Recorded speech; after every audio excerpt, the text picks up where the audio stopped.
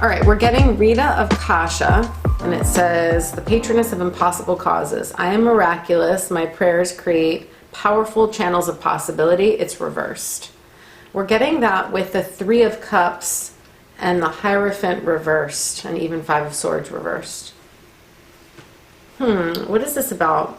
I'm not sure. Hold on. I'm going to actually return to these after. Let's see what else we're getting. I think it'll all tie together. I'm not sure about this Three of Cups. Hold on. I'm just going to cut the deck. I cut it to the Eight of Pentacles and then the Four of Wands. Knight of Pentacles. Okay, let's see here. There's some focused, intentional work that you need to be doing right now. There's definitely more possibility than you've been aware of. I am miraculous. She's literally saying, I am miraculous. My prayers create powerful channels of possibility, but you have to be intentional. You have to be clear about what you want, and you also have to be open to receiving it in the way that's meant to come to you, which might look like a plot twist, something going wrong, something falling apart. I talked about this in my podcast this week, Stripped Podcast. It was, the title of the episode was, what if downsizing is the upgrade and not the setback you think it is? Because sometimes our prayers or our asks end up looking like chaos for a little bit, or like, oh shit, we think we're perceiving it as something going wrong. But it's like that thing had to fall away or fall apart or something. You needed to be redirected, and that might look like not the way you think it should look.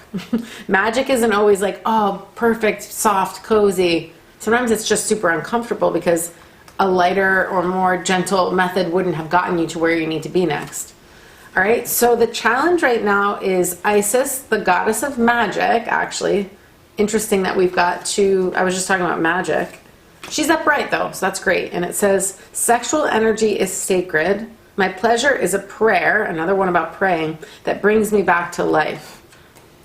But the challenge here, along with that, is a issue probably with money or with some kind of like, yeah, it feels like money to me, like a new start or a new opportunity that's going to bring you more abundance. And temperance is also upright. This is not negative. This actually feels like the more that you focus on your pleasure, and I don't mean like being frivolous necessarily. I mean, the more that you're focused on your joy, the things that bring you joy, even if that means like 10 minutes a day, an hour a day, that you're like carving out also space for that. It's bringing you more happiness, right? More emotional fulfillment. Now, under times of stress, is it easy to prioritize joy? Nope. You're probably going to feel guilty, scared, resistance, right? It's like, no, I got to solve the problem. I have to be negative. I have to like focus on the problem. It's not to say that you shouldn't have a solution and be, goals oriented. It's like, there's something deeper here around your capacity to manifest and create the solution that you want by using pleasure and your sexual energy as your power source, like as the fuel. So for the advice, we're getting Ten of Swords reversed and Diana, Queen of the Wilderness. The language of the natural world is the frequency of love. This is my mother tongue. But it's the Queen of Wildness. It's like to be more untamed, actually, to like let yourself be more liberated. I feel like this is very much like almost more sensually liberated, sexually liberated, or to start to become more masterful at using that energy as the thing to create with, creating whatever it is in your world. Go to Tantra, go to Tantric meditations, go to the Magdalene Manuscript by Tom Kenyon. There are 5 amazing meditations to do this from the book. And he's got them for sale on his website with his voice and his sound music as part of the meditation. They're amazing. But this is like a bigger, it's like more than what it looks like. Let's continue here. Hold on. The challenge, we're getting the Tower card. I feel like you're either having like a massive realization right now, like some belief system is crumbling or something that you used to believe in isn't landing anymore. It's like some big change. Because we're getting the Ten of Swords as the advice reversed. Oh, look. Okay, we're getting the King of Cups reversed as the challenge. What else here? I needed to clarify. And the Page of Wands. Okay, I really feel like whatever you've been trying to do, let's say to like manifest a solution, has not been working out the way that you've wanted it to. That's because there's a better solution, one that you haven't even been considering, one that you might not even be aware of yet, but it has to do with your sexual energy. So this is a specific message because there's some of you out there that are definitely on like a tantric path. Let that mean whatever it means to you. Therefore, you are meant to use your sexual energy as something sacred, as a pathway to the divine, as like part of your spiritual path, as a way to raise your consciousness and to be more in your power, in your fullest power. Not censoring yourself, not toning it down, not repressing, not using your sexual energy like in a distorted way or a manipulative way or an unhealthy way. It's to really understand that that sacral energy that comes in your hips and pelvis and through your breath and through your awareness that can literally create life can also create powerful channels of possibility. It's what we manifest with. We become extremely magnetic when we learn how to use our sexual energy as something sacred. It literally expands your auric field, and your auric field is the energy field around your body. It can expand outward like 6 to 9 feet. And that's like the type of person that walks into a room, and it doesn't matter what they look like, it doesn't matter how they're dressed or whatever, they have this like big aura. They have a big energy, they command presence, people are suddenly looking at them. Like, do you know what I mean? Like some people just have that vibe, they just have that energy about them. You can become that person too. There's definitely something here. Now, this could be a masculine energy. A man is going through, I think, a lot of you guys out there, men specifically, are going through a massive sexual recalibration.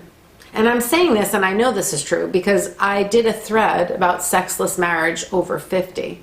And that I personally, Allison, I believe that men in those relationships who are already sort of on a spiritual path or they're spiritually curious, let's say, that I believe that's part of the catalyst to to a fuller spiritual awakening if they're willing to do the work.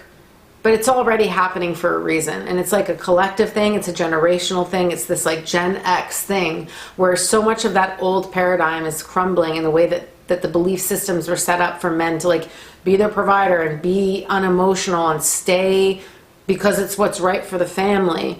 But then people find themselves in these awful, like sad, depressing, disconnected, or even like abusive situations, and they're like, but I have to stay because they feel guilty, because they feel obligated, because they were conditioned to believe those things, but it's not working anymore. And there's this like massive shit, like there's a huge thing happening there. There's something there. I didn't go super deep into it. I made a video about it. I talked about it a little bit. It's a big topic, you know, and it's very layered, and a lot of people could probably benefit from therapy. But beyond therapy, I believe it's part of their spiritual awakening, because intimacy and connection is so important to so many people, and yet they deny themselves that. And at that age, when you're in your 50s or 60s, you're already later in life, so there's a lot of pressure and a lot of fear also, right? To like make changes, leave a relationship, for example, end a marriage, dissolve a family unit, to take a financial hit at that age. There's a massive amount of pressure, okay, like collectively, which is like the tower. And I believe truly that men that are already maybe a little bit curious or open are experiencing a deeper spiritual awakening, that the sexless marriage, that relationship dynamic, or lack thereof, is waking them up to their deeper desires, to their heart, to their emotional needs, to things that they probably ignored for a really long time. And now it's like they're pressing. It's like the universe fucking press you up against the wall with the hand here. And it's like they can't even like breathe. They're like so pressured. You're in a pressure pot boiling. And for a lot of people, it feels that pressing, because they're like, if I don't make a decision like soon, I'm going to die here. Like this is it for me. This is the end of the road. I will be wherever I am in this sexless relationship, even if it's, forget just penetrative sex. How about emotional intimacy? How about playfulness? How about friendship? How about all the other parts of intimate partnership that like should be part of the equation that you deserve to have? And yet these people are like, I don't have any of that. In fact, it's really, really bad in most cases. And if I don't make a change, this isn't going to like go up from here. Now, of course, don't get it twisted. There is personal responsibility and there's a lot of transformation that could probably happen in those relationships. But guess what? That's spiritual work that these people would have to do, or you would have to do, probably with the assistance of a mentor or resources, books, meditation practice. Like, but you see what I mean? That can really put, what makes people wake up spiritually? Pain, suffering. And a sexless marriage in your 50s or going into your 60s is painful because you're not that old, right? You're older, but you're not dead yet. You still have needs and desires, and there are plenty of people who are perfectly like desiring intimacy at 55 and 60 years old. You're totally functional, you know what I mean? So it's not like, oh, all of a sudden I don't want any intimacy at all until I croak. You could live until you're 90. So you're telling me even for the next 15 to 20 years that you want to be void of intimacy completely? Do you see what I mean? That kind of, I feel like I'm ranting, but like that feels, okay, we're at 11 minutes. That is giving me like a collective thing going on with men. That the emotional, like the lack of emotional fulfillment beyond just the sexual stuff is getting so strong for people, and the suffering is becoming so intolerable and intense that it's actually making them wake up spiritually. And that is happening for a reason. And that's why I kind of feel there's a lot more there, and I don't know, like, I'm sure I'll re-explore that topic, or, you know, you guys can always come and book a session with me. I'm happy to help you, and I can do like brief or shadow work with you that's very transformative. It's brief, like let's say 6 to 12 weeks. That window, there's a lot we can do together, and I've been doing it with men in these like kind of smaller increments so that you then have the resources, you have some breakthroughs, and then you just continue. Then you have to apply it to your life, but it doesn't have to take a really long time, because trust me, I'd go right in there. I have the resources, the prompts, the books, the journaling things, like the meditations to do to get right in there, and I see those patterns very clearly, very quickly. So, by the way, I do that. So if you want to book time with me, whether it's just a 60 minutes to get started, or if you want to come in for, like I said, several weeks, come on over, because this is important. So I'm going to actually clarify. I want to get one more oracle card there, actually. So this is the challenge. But this is leading to a new pathway. It just feels like this lack of emotional fulfillment, and it is connected to sex or intimacy and your sexual energy, because that card is actually upright, which, like I said, it feels positive, even though you might be feeling shitty right now. Yeah, we're getting the devotion card reversed. I am a warrior of love. My devotion attracts resources and support. Like I said, let's just say you're in that type of situation. Like you are one of those men that are like in a sexless relationship. Like then you have to be devoted to the change. And that may look like you doing some deeply transformative shifting yourself.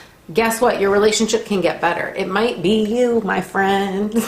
I'm not saying that your partner has no accountability, but you are the creator of your reality, and your relationship is a mirror. And as tough as a pill that is to swallow, if you love your partner and a big part of you actually does want to be with that partner, then you have to commit to your own personal transformation to make it better.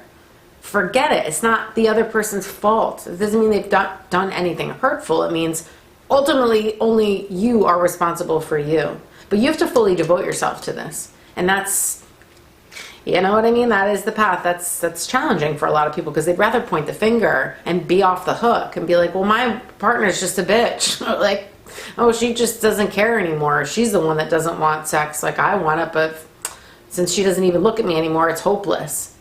My friends, you created that dynamic. Life and relationship and everything else is a co-creation. If you want change in your life, you have to be so fucking brave and honest with yourself and be like, I created this, therefore I'm also responsible for being the change that I want to see in the world, or I got to be the change and embody the change that I want to see in my partnership. If you just walk around pointing the finger, you're only playing yourself. 3 more are pointing right back at you. This takes balls. It takes a lot of courage, but it's so worth it, you guys. You can have massive, massive transformation. So if you love your partner and you want to stay with them, If you commit to doing this type of work, you're going to get some positive results. You will. It's impossible not to. It always gets better when it comes from you, from the inside.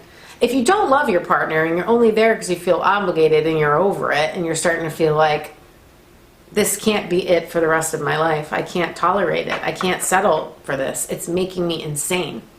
It's making me feel like I want to fall off the planet. Then you need to commit to your new path. Do you know what I'm saying? And start taking some steps in that direction. And get serious about using your sexual energy as your power source and your focus, and then start really getting real about moving forward in a new direction. So the advice here is, look, the Saint of Authenticity in the reverse with the Wildness card.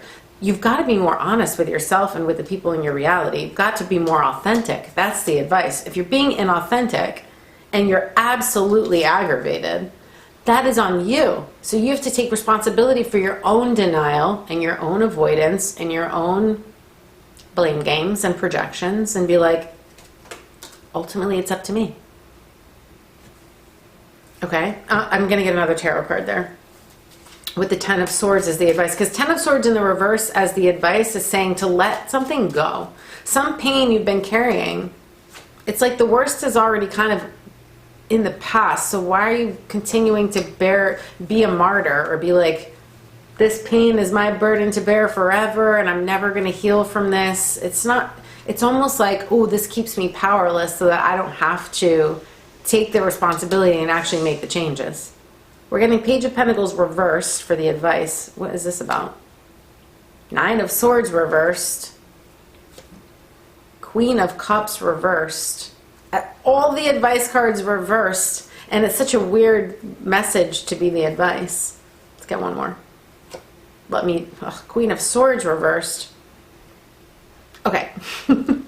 I feel like you've probably, as the advice, you need to understand that the distorted behavior in your world, maybe with a woman, if this is true, if you're like a man and a woman, if you're a woman watching this, then you've got to look at your own feminine energy, the way that you mentally, psychologically, and emotionally manipulate to get what you want, to get your needs met. Not because you're a bad person, because somebody taught you this. You learned this somewhere. So, but if you're a man watching this, then I feel that you've manifested women in your life that are very emotionally and mentally manipulative, and maybe mean, or emotionally abusive even, or just, you know what I mean? Like, they don't treat you well. They don't treat you with love and compassion and respect. And when you're doing this type of shadow work, it can feel really triggering at first, because you might be like feeling shame, be like, oh, then I'm a bad person.